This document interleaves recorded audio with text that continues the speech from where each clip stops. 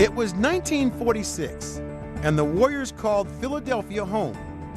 In the city of brotherly love, one of the three remaining original franchises would capture the first ever league championship. And in 1956, they would win it all again. Philadelphia goes on to win the NBA crown 4-1. In 1959, things would never be the same after a local hero named Wilt Chamberlain was signed by the Warriors Hall of Fame owner Eddie Gottlieb, affectionately known as the Mogul. Chamberlain quickly became the game's most unstoppable force. Chamberlain electrifies the crowd with his celebrated dipper dunk. And on March 2nd, 1962, Wilt did the unthinkable. The most amazing scoring performance of all time. 100 points to Wilt Chamberlain. Following that record-breaking season, the Warriors relocated to Northern California. Big-time basketball establishes a new base in San Francisco with the arrival of the Warriors. The Warriors' big drawing card, of course, is 7-footer Wilt Chamberlain. In 1971, the team settled across the bay in Oakland and were rebranded the Golden State Warriors. 4 years later, Rick Barry would lead the team to the promised land. Playing for Coach Al Attles with Jamal Keith Wilkes and Clifford Ray, the Warriors stunned the heavily favored Washington Bullets. What a story this has been. Underdogs all the way. The Warriors have done it. The Golden State Warriors have just won the NBA championship. They have beaten the Washington Bullets in an incredible 4 straight.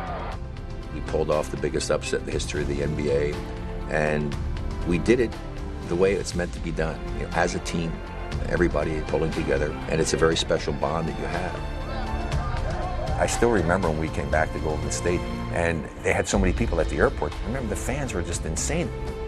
That team was revered, with the Bay Area holding them dear in their hearts always.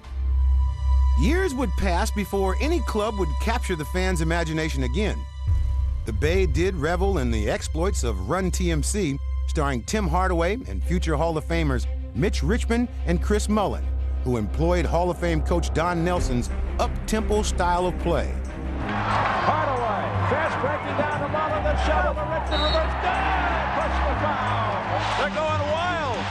Regardless of how season after season ended, there remained one constant. The rabid fans were fiercely loyal and never wavered in their support. Golden State Warriors have pulled off the biggest playoff upset in NBA history. No fleeting moment, however glorious, could quench the thirst for another championship. But with the passage of time, the prospects seemed to grow more bleak. The Warriors have made the playoffs just once in their last 18 years, which is incredible. It's the longest current NBA playoff draw. The Bay Area is a really hotbed for basketball.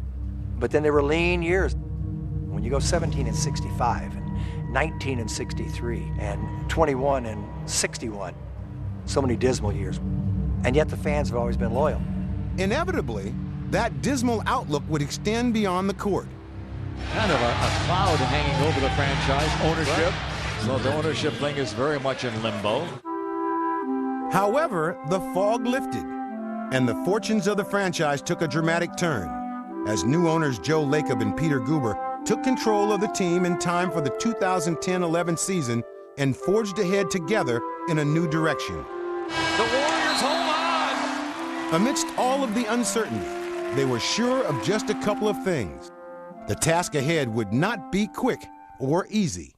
Joe, I'm going to tell you up front, Joe's below 500 for criminy sakes, huh? I'm a pretty long-term thinking kind of guy, and I realize that it doesn't happen overnight. Joe Lacob is a wildly successful venture capitalist who's helped launch scores of startup companies, while Peter Guber is a renowned Academy Award-winning film producer and entrepreneur in the entertainment and communications industries. But despite their different backgrounds, the two share core beliefs. On opening night of our ownership, I was introduced. Ladies and gentlemen, Joe Lacob and Peter Guber. Getting ready to take the mic. 19,000 people there. I didn't really know what I was going to say. I didn't plan it in advance. And I saw the banner up there and I just pointed. If you look up there, that is a very lonely flag. We want another one. I told everybody what I thought from my heart, which is these are the greatest fans in the world and you deserve more. My new favorite color is blue and yellow, and my favorite letter is W. Lots of W's. Go get 'em, Warriors.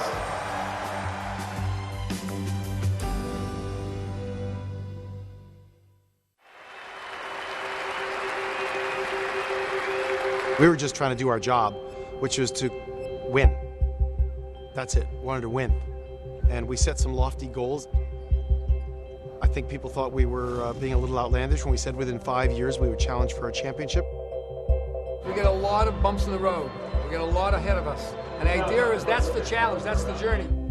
But we knew we had to look first and listen first before we did anything. So what we saw was the opportunity of the canvas, not the opportunity of the paint on the canvas. The new owners felt that a cornerstone of the future was already in place. When we bought the team, there was one guy. He was a rookie, had played 1 year, Steph Curry. The son of 16-year NBA veteran Del Curry had already shown flashes of greatness. Steph Curry has now made more threes than any rookie in NBA history. But he couldn't turn things around by himself. A disappointing loss. My rookie year, we won 26 games, and you wanted to figure out how you can, get better individually and as a team.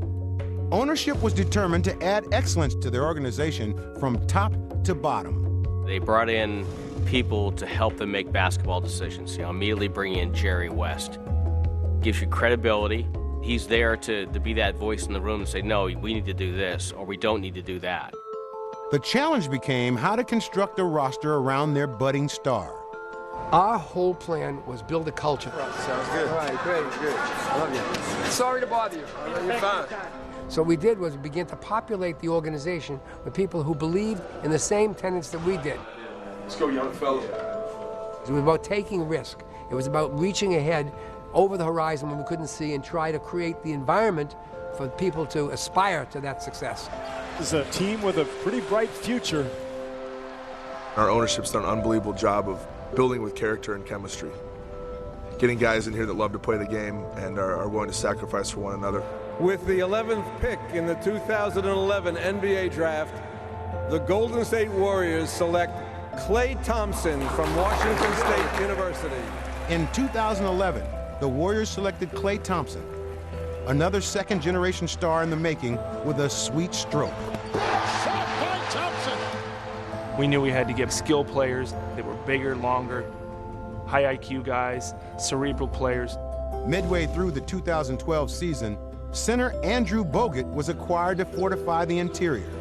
Good pass and thrown out by Bogut. That evolved into a philosophy of how do we play a variety of styles? How do we get multi-positional players and try to change the way the NBA was played a little bit? Later that summer, the Warriors struck lottery gold again in Harrison Barnes and added Festus Ezeli with the 30th pick. In the second round, they found a gem in Draymond Green. Bounce pass, Draymond goes up and slams it down. A little elevation sensation for Draymond Green.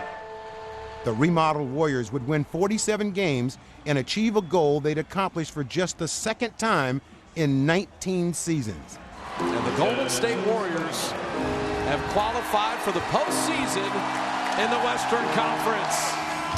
Just listen to the crowd. You guys are the best fans in the NBA. You deserve this as much as we do, so we're ready to go. The fire was stoked further when the 6th-seeded Warriors upset the Denver Nuggets. Golden State will advance. Golden State goes to the second round. Despite losing to San Antonio in 6 games, the future looked bright. We can build on this for next year. And, whoever's in that Warrior locker room next year will be ready to go.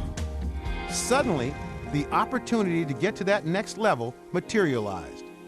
When we met with him, Andre immediately said he wanted to be a Warrior. We felt would be something that no team had, 6 starters. The signing paid immediate dividends. He